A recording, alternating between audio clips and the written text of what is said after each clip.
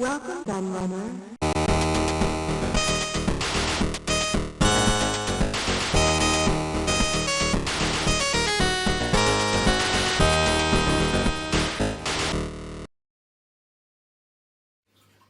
Hello everybody, Kieran aka the Laird here, and I have a new episode of Modern Retro for you. I haven't done one of these for, God, absolutely ages now, because I've been involved in doing a lot of other things and didn't find anything released that was particularly interesting. I did consider doing the Atari Power Rangers thing, but then decided against it. So I thought, well, it's a new game, it's not actually retro. And there hasn't been much else in the way of retro collections or anything else coming out, so I haven't really done one. But I think you all knew that I was going to come and do this one, because I've talked about it on the channel. I talked about it in Laird's Lowdown just last week, and obviously it's released now, and here we are. It's going to be the new DLC for Atari 50. Now I've got two cats chasing each other around, hissing at each other, bunch of idiots. But hopefully the camera didn't pick up too much of that. So let's go into it.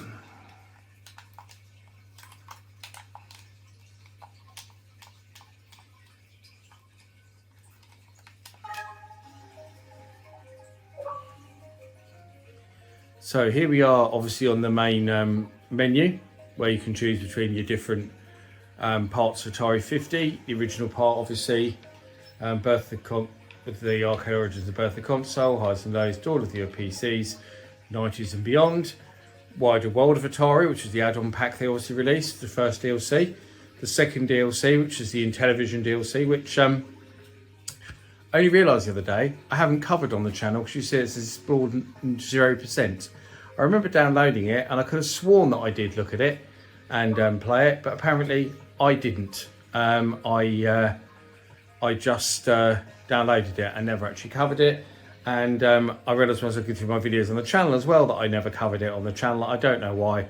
Perhaps I'll come back to it because when the Intellivision Sprint comes out, maybe, because I did mean to cover that and I don't know why I didn't. I must have just forgotten all about it. But there we go. I'm not sure why it's saving screenshots either, because I haven't asked it to do that, but very strange. But obviously this is the new one, Pac-Man and Beyond. It's just come out. In the UK, this is on Xbox, which is where I've downloaded it. It's £6.69, a rather strange price, but actually a very low price. I was expecting it to be more expensive than that. But obviously it's out on Steam and PlayStation and Nintendo Switch, etc. So there are lots of other ways to play it, but this is the Xbox version because that is what I own. So let's go into it. And yeah, so it starts off with the same timeline that you'll be familiar with from Atari 50, where it starts off obviously with Namco buying Atari's Japanese arcade division, which is how Namco got into the arcade business in the first place. And there's some photos and stuff of that, as you can see, of Masaru Nakamura, who started Namco. Started making mechanical horse rides, as you see there, for children, and then went into making arcade games. There's all your usual photos. That's the original Namco logo. How weird is that? There we go. Very strange to the one we all know and love.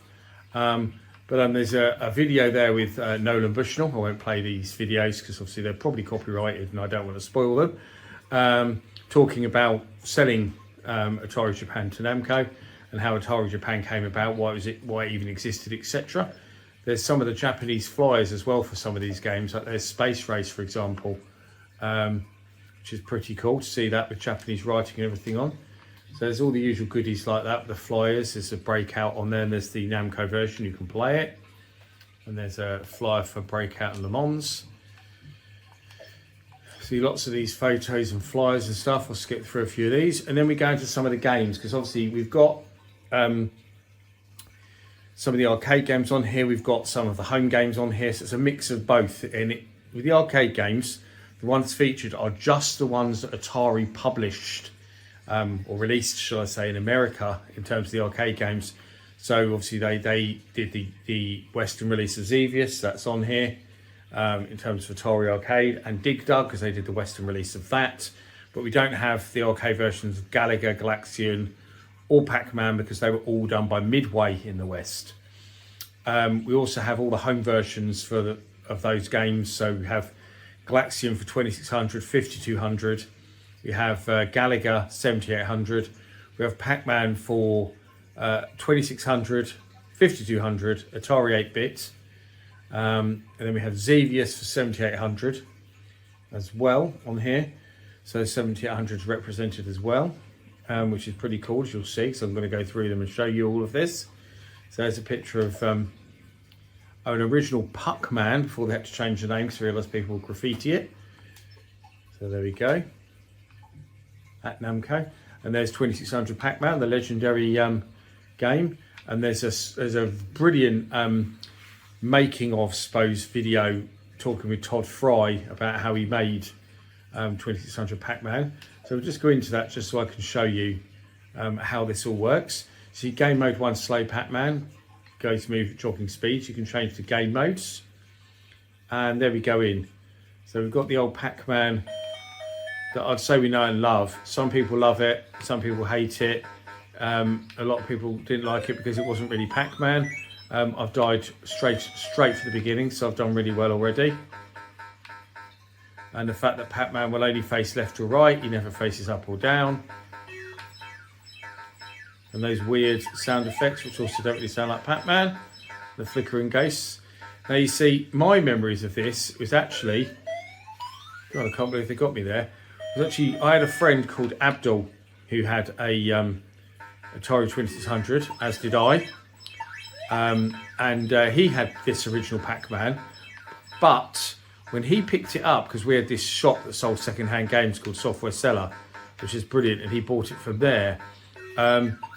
They sold the loose 2600 games, I seem to remember, for about a £5 at a time when sort of new 2600 games were £10 to £15. So it's a much cheaper way to buy some games when you could get these old games for, you know, about £4 or £5, depending on the game and the stuff like that and the condition.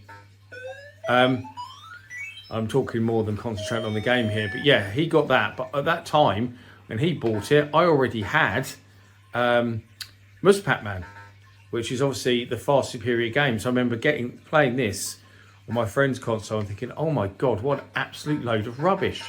Because I'd already played Mus Pac-Man, which was so far superior. So we're going to go to the game options. I like the fact they've used the original fonts for the picture label games. So you see Pac-Man game options in those fonts. And your options, so you've got resume, reset game, load game and save game. Obviously, you can view the instruction manual. You can view the controls. Screen mode, so you can have it stretched if you're a complete lunatic. Original, full, wide. So there's your originals. So I have it full. I think I had it full. So you've got filters, so you can have a screen filter. So I'll just show you that. I'll go back into the game and show you. So that's just scanline filter, if you want it to look like an old school TV. I prefer that off personally. And you can have the border on or off as well. I'm going to quit though, so I can show you what else is on here. Let's talk about National Pac-Man Day. And loads about that on there, as you can see. And there's the Atari 8-bit version, so let's go into that. So I'll show you this briefly. And there we go. And obviously this is a much more faithful version of Pac-Man. It's also very quiet on here for some reason. Considering 2600 Pac-Man is really loud, this is really quiet. So that's rather strange, isn't it? But obviously this is a much more authentic version of Pac-Man.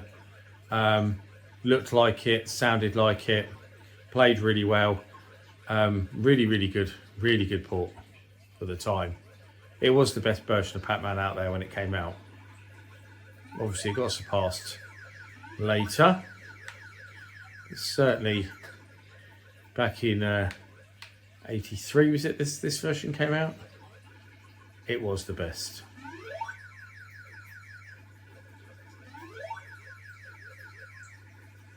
I think if it's 82 or 83, it's something like that. There you go.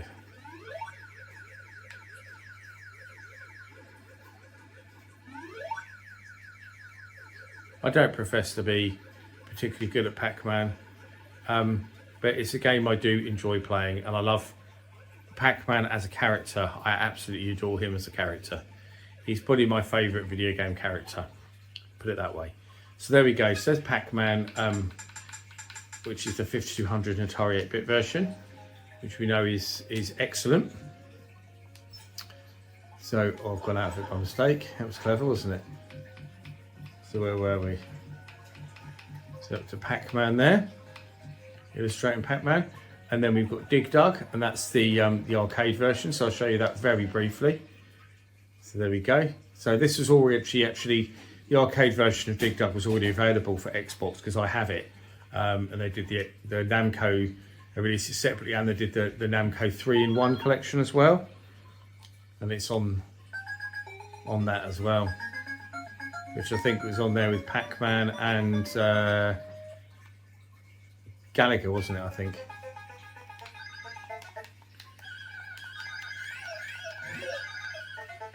Oh. And I'm surrounded by cats again. I'm just hoping they don't knock over the camera.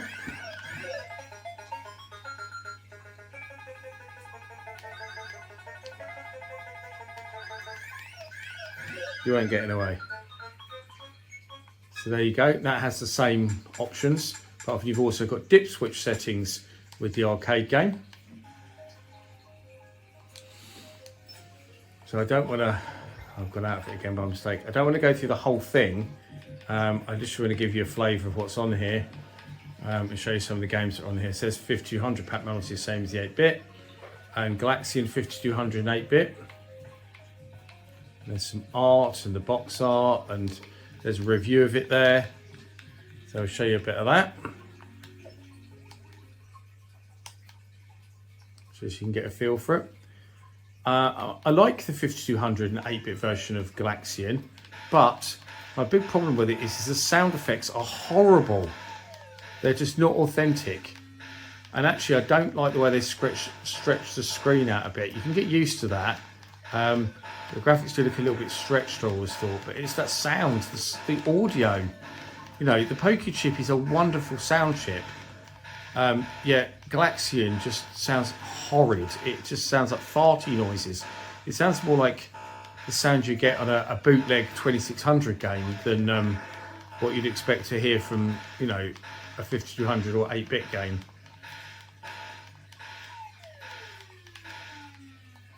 But I love Galaxian. It's a real favourite of mine, to be honest. I loved the 2600 version. I owned it as a kid. It's one of my favourite 2600 games. So there we go. I've shown you that. I think the 2600 version is a real work of art, to be honest with you. So Xevious. So you can go into that. You've got the arcade game there. So you see Xevious 83. So this is the Atari version. So it's got the Atari logo on the title screen.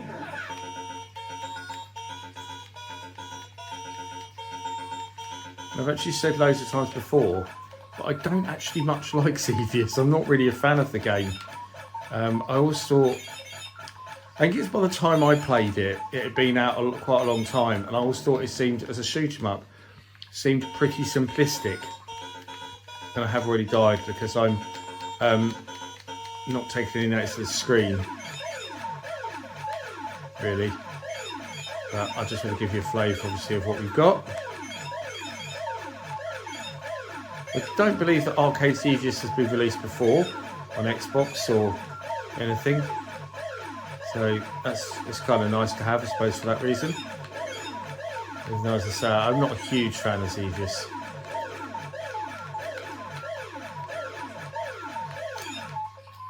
But there you go. That gives you a flavour, doesn't it? And that's all I'm trying to do here. Oh God, why do I keep going out of it? So there's Galaxian. Somewhere around here, weren't we? That's where we were. That's 1500 Galaxian. Xevious just looked at, wasn't it?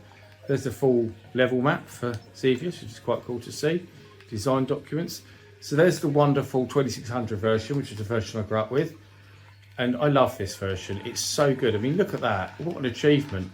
And there is actually a really good making of video for this, which tells you a lot about how they achieved such an amazing looking port. I mean, look, the multicoloured sprites, you know, you've got the dive bombing aliens. The sound effects are actually better than the 5200 version, because the sound effects on that version are awful. But the sound, graphics, everything. I think this is one of the best arcade ports on the 2600. It possibly would be the best if it wasn't for the existence of the Defender 2, which I think is even better. Although Felix is in with a shout as well, I have to say. But I think this was done by GCC actually, so was Phoenix.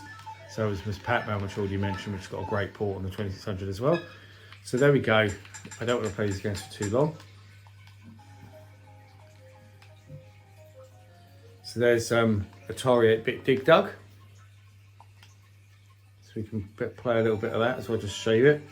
And interestingly, this was a case as well where they released this version, which people thought was a little bit disappointing. As you can see, it's not that great. It's a bit slow. It's not that pretty to look at. And when they did the 5200 version, which is also on this collection, they redid it. And then what they did was they backported it back to the Atari 8-bit, and we got that instead. So they replaced the game on the market, which is interesting. So there are actually two versions of Dig Dug for the Atari 8-bit. And this is the 5200 version. So I'll show you this straight away so you can see the difference between the two. It's much prettier with the gradients in the soil, especially, and the sprites look a little bit better as well. The main difference is definitely the proper gradients of the soil.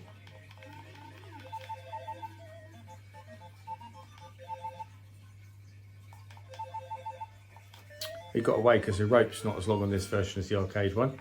But I just wanted to show you that because they are very different. And here is the 2600 Dig Dug. So I think this is a good port. I had this as a kid and I really enjoyed it. I thought it was very good. My brother absolutely loved it. For a long time, this was actually his favourite Atari 2600 game. And I do think they did a good job with it, considering the hardware offer. It's a good representation of the game. It has quite a lot of flicker, but at least it's Dig Dug. Might not be the prettiest, but it plays well.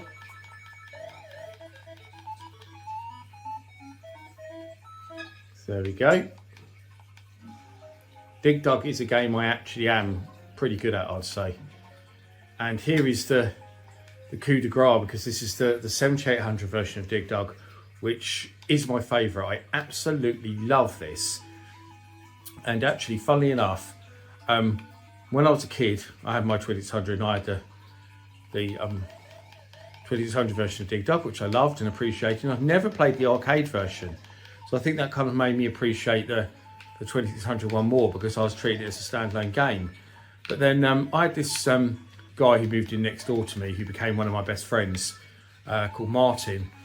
And his best friend from school was this guy called Paul. And as it turned out, Paul had a 7800. So he had a lot of 2600 games as well. So I ended up exchanging games with him quite a lot. And I did really badly there. And anyway, one of the 7800 games that he had was Dig Dug. And when I played it on his 7800, when I went round his house, I couldn't believe how good it was. I was absolutely blown away by it. I thought, God, this is amazing. But compared to the 2600 version, it seemed like such a big difference in quality. It's such a good version of the game, in my opinion.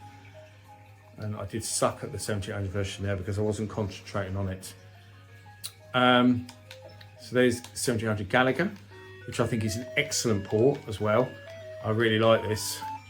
I've already played the crap out of this, and yeah, this is one of the best reasons to have this, to be honest. I love 7800 Galaga. I prefer to play it in the arcade version because I think it's a little bit easier, and it's much better than the NES version. It's one of those few games that you can compare between the NES and the 7800, and I think the 7800 version, sound aside, it does have a bit strange sound effects, is the much better version.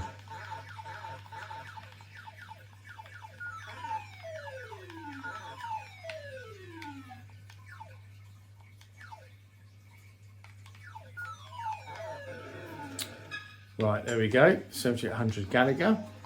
And then there's just one more game to show you, which is 7800 Xevious, which is there. So I will just show you that.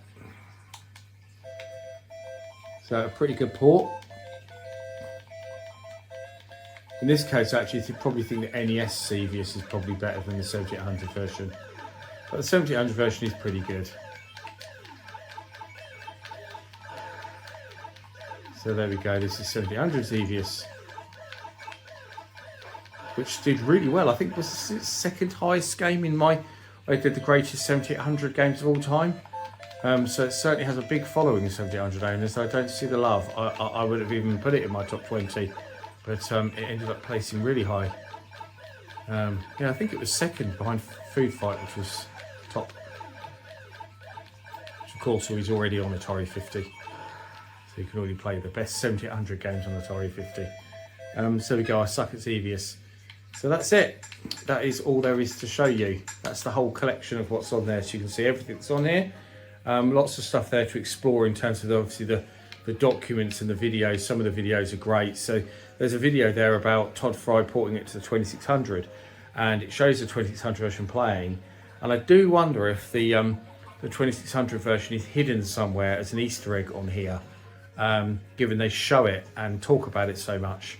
It would have been nice if they just put it in, I think, but same with the 5200 slash Atari 8-bit version of Xevious, which is also a finished prototype and is out there. You can go out there and play it, but the 2600 version is seriously impressive considering, you know, the hardware restrictions, and Todd Fry talks a lot about that in that video. That video really is interesting. One of the best things on here, to be honest.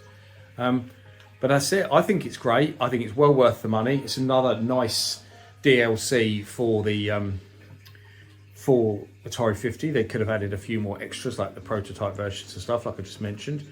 But yeah, it's still a really great DLC. Really impressed with it. Digital Eclipse knock it out of the park again, really. But if you've got this, I'd be interested to hear your thoughts on it too. What did you think? And as always, I thank you for watching. I've been the Lad, and I'll see you all again for another video very soon. Bye bye.